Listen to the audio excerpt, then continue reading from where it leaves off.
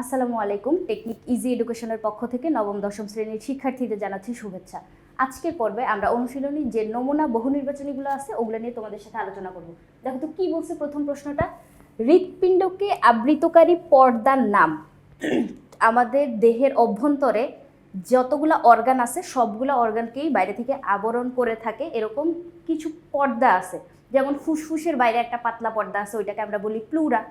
সেরকমই আবার কিডনির বাইরে একটা পর্দা আছে বা কিডনির বাইরে যে আবরণ ওইটাকে আমরা বলি ক্যাপসুল, রেনাল ক্যাপসুল। এরকমই বিভিন্ন মস্তিষ্কের বাইরেও আবার একটা পাতলা পর্দা আছে, মেনিনজাইটিস পর্দা আমরা বলি। তাহলে এরকম সবগুলো অর্গানের বাইরে একটা করে পর্দা বা ওর আবরণটা আছে। এখন হার্টের ক্ষেত্রে বা হৃৎপিণ্ডের ক্ষেত্রে আমরা কার্ডিয়াক উচ্চারণ করি, মানে ওর পেশিটাকে আমরা বলি কার্ডিয়াক।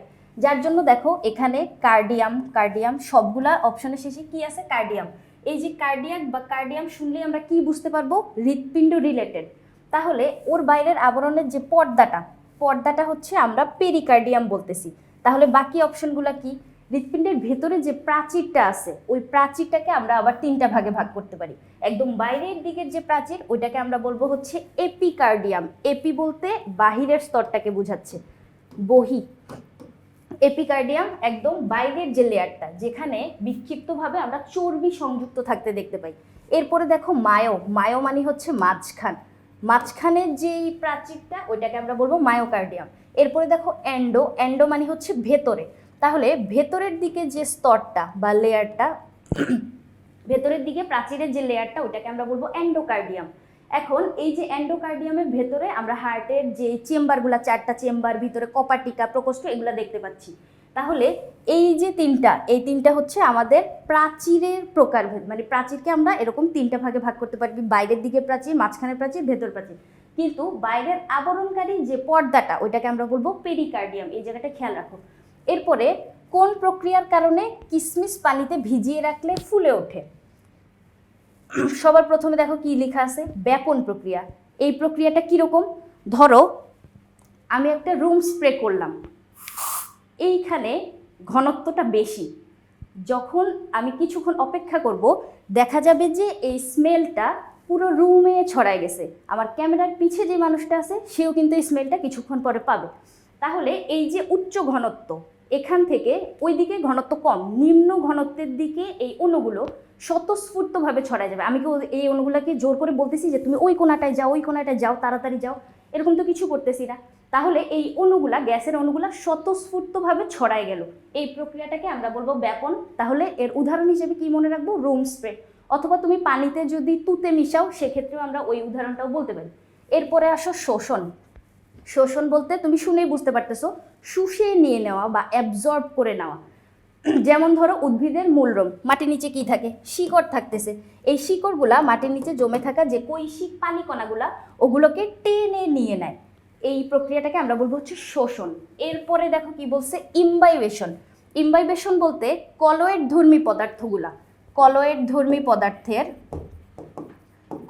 ধর্মী পদার্থের পানি শুষে নেওয়ার যে প্রক্রিয়া ওইটাকে আমরা বলি হচ্ছে ইমবাইবেশন। এই প্রক্রিয়ার উদাহরণ হিসেবে আমরা বলতে পারি স্টার্চ, সেলুলোজ, জিলাটিন। এগুলা কি করে, পানিটাকে শুষে নিয়ে নেয়। মানে ওদের এই পদার্থগুলো হচ্ছে পানি প্রিয়, পানি দেখলেই হচ্ছে শুষে নেয়, পানি প্রিয় পদার্থ।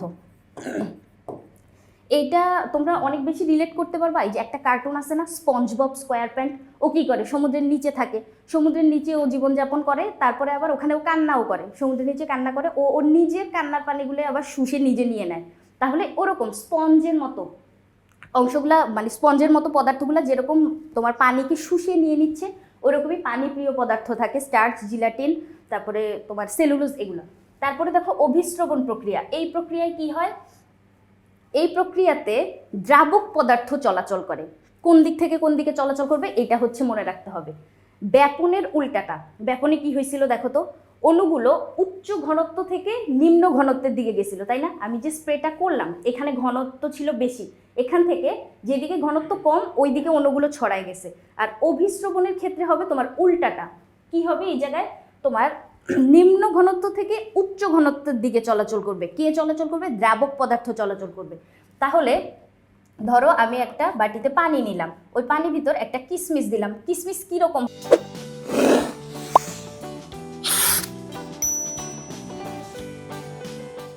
হয় বলো তো?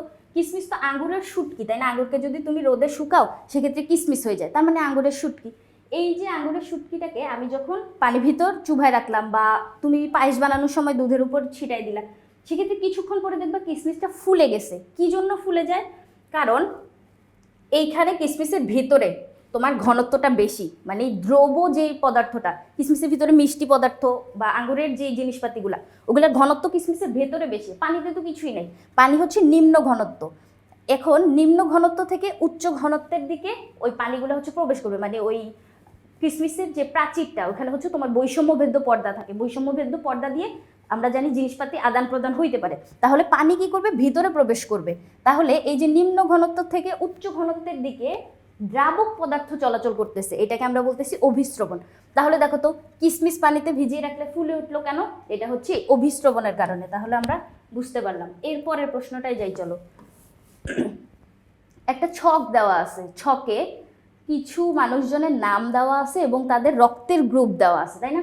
এখন চলো আমরা দেখি যে রক্তের গ্রুপগুলা কার কি। আইয়ানের রক্তের গ্রুপ হচ্ছে এ। সেক্ষেত্রে এ কি করে?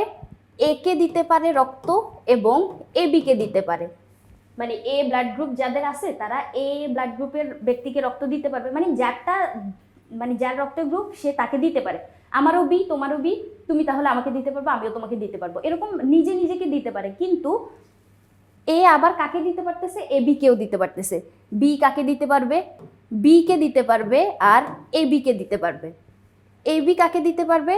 ও শুধু এ বি কে দিতে পারবে। আর ও কাকে দিতে পারবে? ও এ কেও দিতে পারবে, বি কেও দিতে পারবে, এ বি কেও দিতে পারবে, নিজেকেও দিতে পারবে। তাহলে দেখো তো কে সবাইকে দিতে পারলো? ও সবাইকে দিতে পারতেছে, তাই না? এই যে ও ব্লাড গ্রুপ যেটা, তাহলে ওকে আমরা সর্বজনীন দাতা বলতে পারি না? সর্বজনীন দাতা মানে ও সবাইকে দিতে পারতেছে। আর এ বি দেখো তো ও সবার থেকে নিতে পারতেছে। এই যে এ বি এর কাছ থেকেও নিচ্ছে, বি এর কাছ থেকেও নিচ্ছে, নিজের কাছ থেকেও নিচ্ছে। তাহলে এ বিকে আমরা কি বলতে পারি বলতো? সর্বজনীন গ্রহিতা বলতে পারি না? তাহলে এ বিকে আমরা বলবো সর্বজনীন গ্রহিতা, কারণ ও সবার কাছ থেকে গ্রহণ করতে পারতেছে। ঠিক আছে, এবার উদ্দীপকটা বুঝতে পারার পরে আমরা 3 নম্বর প্রশ্নটা পড়ি। আইয়ানের রক্তের প্রয়োজন হলে কার নিকট থেকে রক্ত নিতে পারবে? আচ্ছা, আইয়ানের যদি রক্তের প্রয়োজন হয়, তার মানে এ ব্লাড গ্রুপের যদি রক্তের প্রয়োজন হয়, তাহলে ও কার কাছ থেকে নিতে পারবে? ও এ এর কাছ থেকে নিতে পারবে এবং ও এর কাছ থেকে নিতে পারবে। দেখো এই যে ও এর কাছ থেকে ও একে দিতে পারে, আবার এ একে দিতে পারে। তাহলে সে ফাইজানের কাছ থেকে নিতে পারবে, তাই না? ফাইজানের কাছ থেকে নিতে পারবে। তামিমের কাছ থেকে কি সে নিতে পারবে? না, বি কিন্তু একে দিতে পারবে না। তারপরে তাসনিয়া, তাসনিয়ার হচ্ছে এবি। এটা তো এবি তো হচ্ছে সবচেয়ে সেলফিশ, যেটা ও সবার থেকে নেয় কিন্তু কাউকে দেয় না, নিজেকে নিজে দেয় আর কি। শুধু এবি এবিকেই দিতে পারবে কিন্তু আর কাউকে দিতে পারে না। তাহলে তাসনিয়াও দিতে পারতেছে না। তামিম আর ফাইজান, তামিম আর ফাইজান, ফাইজান পারতেছিল কিন্তু তামিম পারতেছিল না, তাহলে এই অপশনটা বাদ। আমাদের উত্তর হচ্ছে গ। এরপরে দেখো তাসনিয়া, তার মানে এবি রক্তের গ্রুপ। তাহলে এ বি রক্তের গ্রুপে কি থাকতেছে? এ আর বি অ্যান্টিজেন বহন করতেছে। ইয়েস, ক্যাপিটাল এ আর ক্যাপিটাল বি যদি থাকে সেক্ষেত্রে বুঝবা এটা দিয়ে অ্যান্টিজেন বুঝায়। আর স্মল এ স্মল বি যদি থাকে সেক্ষেত্রে এটা বুঝবা হচ্ছে অ্যান্টিবডি বুঝাচ্ছে, অ্যান্টিবডি। তাহলে এ বি যে রক্তের গ্রুপটা, ওখানে capital A capital B antigen থাকতেছে। এরপরে আইয়ানকে রক্তদান করতে পারবে? আইয়ানের ছিল এ, এ বি তো একে দিতে পারবে না। দিতে পারবে না বলতে এই জায়গায় কি হয়, তোমার অ্যান্টিজেন আর অ্যান্টিবডির ভিতর একটা রিঅ্যাকশন তৈরি হয়, যার জন্য ওই যাকে তুমি মানে রক্তটা দিচ্ছ তার দেহে একটা বিরূপ প্রতিক্রিয়া তৈরি হয় এবং ওই ব্যক্তি কিন্তু অসুস্থ হয়ে যেতে পারে, মৃত্যুর দিকেও কিন্তু চলে যেতে পারে, যার জন্য হচ্ছে দেওয়া যায় না।